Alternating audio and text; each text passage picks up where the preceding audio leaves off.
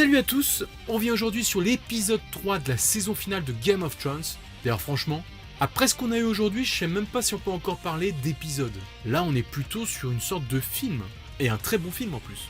Donc bien sûr on pourra toujours pinailler sur tel ou tel détail, en tout cas moi perso je me suis régalé pendant 1h20. Et en plus avec beaucoup d'émotion. Donc clairement l'un des meilleurs épisodes de la série, pour pas dire le meilleur. Et sans plus attendre, je reviens sur ce que j'ai le plus apprécié.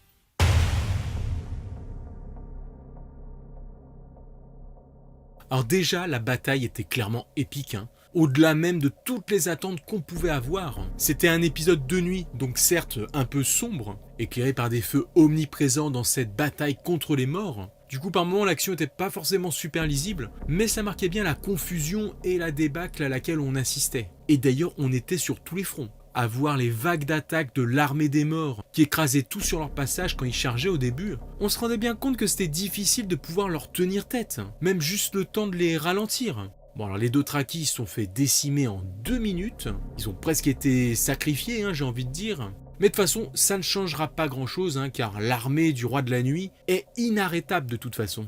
On a le droit aussi à de très beaux combats aériens de dragons, avec des effets spéciaux maîtrisés, on s'en prenait plein la tête. Et par rapport aux personnages, dans toute cette confusion, on suivait un peu chaque héros, savoir où il en était, même brièvement, donc ça fonctionnait très bien. Bon d'ailleurs vous savez quoi, on va directement revenir sur le dénouement, et cette grosse surprise pour moi franchement. Mais à la fin de cet épisode 3, le roi de la nuit, c'est fini. Un trait étiré en un instant sur tout cet arc démarré dès la première minute de la série. Donc vraiment un moment historique. Et d'ailleurs honnêtement je m'attendais pas à ce qu'il meure aussitôt maintenant. Et pourtant on m'avait prévenu de cette possibilité pour se consacrer ensuite de près au trône de fer. Sam Movichos, tu me regardes? Et en plus on sentait que ça allait être compliqué car en effet le roi de la nuit est bien insensible au feu de dragon, donc quasiment indestructible. Et il lâche même un petit sourire en sortant des flammes. Enfin on voit une expression sur son terrible visage impassible. Donc quand Arya lui plante sa dague, cette fameuse dague destinée à tuer Bran au début de la série, c'était presque surréaliste. Mais en même temps, vu comme la situation était désespérée, pour tous les héros présents, il est clair qu'il fallait le stopper de façon radicale ce roi. Sinon, c'était foutu, fin de la série. Donc vraiment, même si moi j'avais pu espérer que ça arrive un peu plus tard, fuck, c'était trop beau à regarder. Avec une musique de fond dans les 10 dernières minutes qui était idéale, un côté tragico-héroïque parfaitement orchestré. Vraiment en termes d'émotion, il pouvait difficilement faire mieux. Et au final, c'est tout ce qui compte quand on suit une série. Bon après, il va falloir quand même se remettre de ses émotions, parce qu'il faudra encore venir à bout de Cersei. Et on devrait là encore avoir de grands moments. En tout cas voilà, après ça, ça va déjà être le moment du bilan, de faire le récap de qui a survécu, de qui est mort. Et là, ils ont l'air plutôt bien s'en sortir. L'addition a pas l'air trop lourde. Bon, Jorah, sa fin était magnifique. Daenerys qui se retrouve seule face aux morts. Et là, Jorah, toujours à veiller sur elle, qui sort de nulle part, comme d'hab. Il peut enfin donner sa vie pour sa reine qu'il aime tant. Certes, c'est un personnage qui meurt, mais c'est un personnage accompli. Il a vraiment une fin à la hauteur de ce qu'on pouvait attendre de lui. Pareil pour Theon, clairement. Le dernier épisode, lorsqu'il s'était proposé pour protéger Bran, ça sentait clairement pas bon pour lui. Mais là encore, c'est pas grave parce que c'est ce qu'il voulait finalement. Il s'est battu aux côtés de sa famille de Winterfell et a donné sa vie dans une ultime rédemption. En plus, c'est beau les derniers mots que Bran a pour lui. C'est exactement les mots qu'il a besoin d'entendre pour un peu venir confirmer qu'il est lavé de ses erreurs. Bran qui était quand même à 2 doigts d'y passer avec le roi de la nuit. Du coup maintenant qu'il est sain et sauf, on peut se demander où est-ce qu'il était pendant tout cet épisode. Est-ce que c'était en rapport avec la bataille pour attirer ses adversaires ou bien peut-être autre chose? Au passage, on comprend enfin pourquoi Beric avait été ramené à la vie à tant de reprises. C'était donc pour ce moment où avec Sandor, il allait sauver la vie d'Arya, qui à ce moment de la bataille, elle est complètement submergée. Vers le milieu, fin de l'épisode, elle était quand même au plus mal. Donc ils lui permettent par leur sauvetage de se ressaisir pour accomplir ce qu'elle devra à la fin. Mélisandre, elle, réapparaît pour faire son devoir, un devoir spectaculaire en enflammant les sabres, puis la tranchée. Cette fois, elle ne se trompera pas, elle accomplira tout ce qu'elle aura à accomplir, avant de partir et de mourir sous les yeux de Sir Davos. Mais bon, ça, elle l'avait spoilé dès le début. Son interaction avec Arya est vraiment utile. Dès le début, lorsqu'elle la voit sur les remparts. Et puis lorsqu'elle lui parle enfin, elle lui redonne sans doute le coup de boost qui lui permettra d'accomplir ce qu'elle a fait dans cet épisode.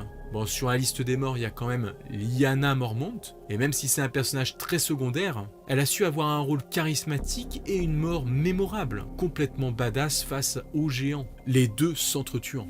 Bref, à part ces quelques personnages dont on aurait pu être préparé à la mort depuis quelques temps, il n'y a pas eu vraiment de personnage surprise qui vient s'ajouter à la liste. Pas de coup de tonnerre. Mais malgré tout, ce qui est malin, c'est que tout au long de l'épisode, on a eu l'impression qu'à un moment ou un autre, ils sont tous retrouvés finalement dans une impasse. On voit par exemple Brienne dos au mur, Daenerys tomber de son dragon, Jon se retrouvant seul au beau milieu de l'armée des morts.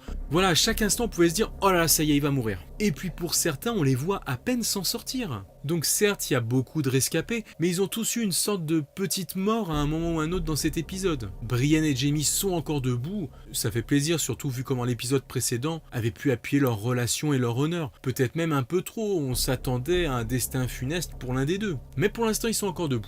Et c'est d'ailleurs génial que Jaime se soit retrouvé à cette bataille, du bien contre le mal. C'était l'endroit crucial où devaient être les héros qui voulaient prouver leur valeur, retrouver leur honneur. Donc clairement, je pense que là, il aura réussi à redorer son blason. Mais attention, Bronn est embusqué avec son arbalète, chargé de le tuer lui et Tyrion. Franchement, moi cette affaire, j'y crois pas trop, mais sait-on jamais, hâte de voir comment ils vont tourner ça. On pourra observer aussi pendant la terrible scène de la crypte, un net rapprochement entre Tyrion et Sansa dans l'adversité. Alors est-ce que ce respect mutuel pourrait se traduire par de l'amour à la fin ? De la part de celui qui a été le plus courtois de ses maris, qui avait promis de venir dans sa couche que lorsqu'elle serait prête. Et au final, ça pourrait être pas mal. Enfin, sauf pour Daenerys. Et là encore, je reviens sur ce que je disais la dernière fois. Tout ce que Daenerys a pu construire pendant les 7 premières saisons, donc avec ses armées, ses conseillers, sa légitimité au trône, eh bien tout cela s'effiloche au fur et à mesure des épisodes qui arrivent. Pourrait-elle même perdre le plus précieux de ses conseillers qui suivraient la voie du Nord ? Bon bref, on va quand même revenir sur la badassitude ultime de la série. Bon alors là maintenant je pense que Arya c'est le top du top des guerriers. Car en tuant le roi de la nuit, ça donne tout un sens à l'évolution de son personnage depuis la première saison. Sa formation pour devenir une guerrière puis un assassin redoutable. Honnêtement quand on la voit surgir derrière le roi de la nuit au beau milieu de son armée, qu'on se dit non ils vont quand même pas oser tuer Arya. Mais en même temps elle était quand même clairement dans la merde si elle foirait son coup. Et finalement même télescopée en plein vol par son terrible adversaire, elle reprend sa dague de l'autre main par un tour de passe-passe et lui plante, c'était vraiment génial. Simple, efficace. Alors simple mais quand même assez audacieux, lorsqu'on pouvait s'attendre à un affrontement ultime entre le roi de la nuit et Jon Snow qui ne viendra finalement pas. Une petite frustration rapidement effacée par les conséquences du geste d'Arya et la fin des marcheurs blancs. Après, concernant Jon, sans doute a-t-il encore des choses à accomplir face à la compagnie dorée de Cersei et peut-être face au terrible Euron Greyjoy. Quoiqu'en même temps, ce dernier, il a aussi pas mal cherché Jaime et un petit duel, ça pourrait être pas mal. Mais de toute façon, les rescapés de cette nuit n'auront pas trop de temps finalement pour penser les blessures, enterrer les morts et puis quand même célébrer cette victoire. Car au final, le plan de Cersei prend forme. Leur armée est très affaiblie. Je sais même pas si on peut encore parler d'une armée. Parce qu'il ne doit plus rester grand monde. Alors qu'elle, de son côté, à Port-Réal, elle dispose d'une armée toute neuve et d'une immense flotte. C'est donc bien par la stratégie qu'ils devront briller. Et comme l'épisode précédent, on a aussi pas mal appuyé sur les échecs de Tyrion, ce dernier aura sans doute l'occasion de prouver sa valeur de fin stratège, une fois pour toutes. Sandor a aussi réussi à passer le cap de cette nuit. Pour ceux qui espèrent comme moi un Clegg and Ball, un bon petit combat entre les deux frangins, eh ben rien n'est perdu. Est-ce que Arya de son côté va elle aussi encore briller ? Parce que franchement maintenant avec la mort du roi de la nuit sur son CV, elle a accompli énormément de choses. Donc on aura peut-être plus une remise en avant de Sansa, notamment dans sa volonté d'un Nord libre, affranchi de tout roi.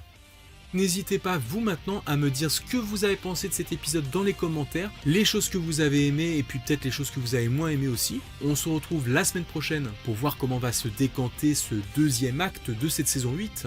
Je vous laisse le trailer de cet épisode 4 en description. On s'approche du dénouement à grands pas. Allez à bientôt, ciao les amis.